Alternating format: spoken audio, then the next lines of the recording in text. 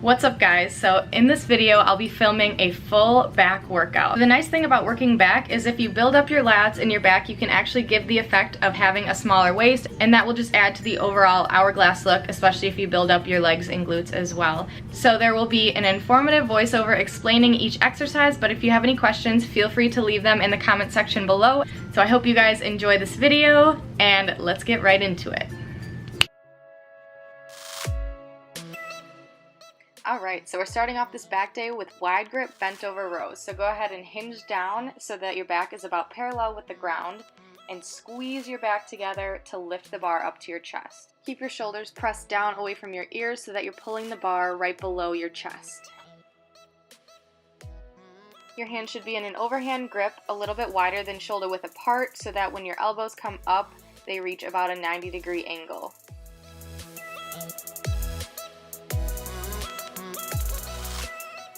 Try your best to keep your back as stable as possible. My back is swaying a little too much, but that's okay. It's been a while since I've done this exercise, so I'm struggling a bit. See that paint face? Do you see it? Alright, one of my faves, the lat pull down. So I'm using just a good old-fashioned ancient machine here, but usually you would use a cable with a wide bar to pull down. But either one works. So you're going to squeeze your back to bring your elbows down so that the bar comes a little bit below your chin. So instead of sitting perfectly straight up and down, make sure you're tensing your back and leaning back slightly so that the bar comes right on top of your chest. Doing this really helps you target those back muscles instead of just using your biceps to pull the bar down. This exercise obviously works your lats, which is the big muscles on the sides of your back that run all the way down to about your tailbone, and by building this muscle up, you can actually give the effect of a smaller waist. Next we have single arm bent over rows. So go ahead and place your knee and hand on a bench so that your back forms a tabletop position. Try to avoid using your biceps to pull the weight up, and instead lead with your elbow so that you can squeeze those back muscles and lift the weight.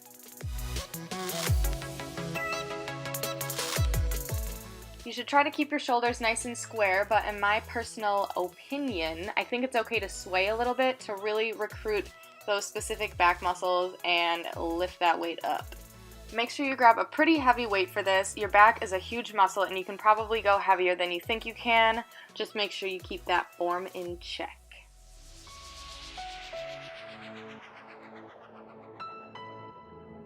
Moving right along to narrow grip lat pull downs.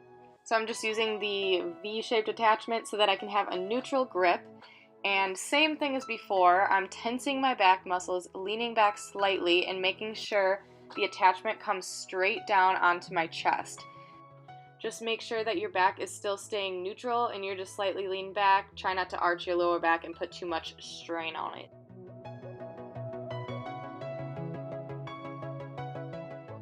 Instead of just flying through the exercise, I actually like to hold for about a second at the bottom and really think about squeezing my back muscles. I can't stress that enough. Mind to muscle connection is so real. If you don't really focus on squeezing those muscles, it's not going to work out and you're going to be recruiting other muscles. So hold it for a second and then release back up.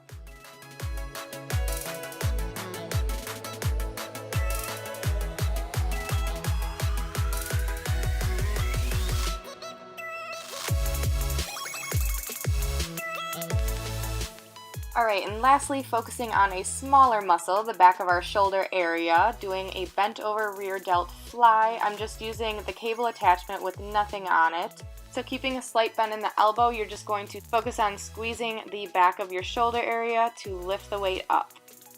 For this one, I use the lightest weight possible. You really don't need to go heavy because it is such a small muscle. I like to just focus on pinching my shoulder blade together to lift my arm up. So make sure you're slightly hinged at the hips so that your chest is down at about a 45 to 90 degree angle. Maybe we're looking at a 60, I don't know. I don't have my protractor with me.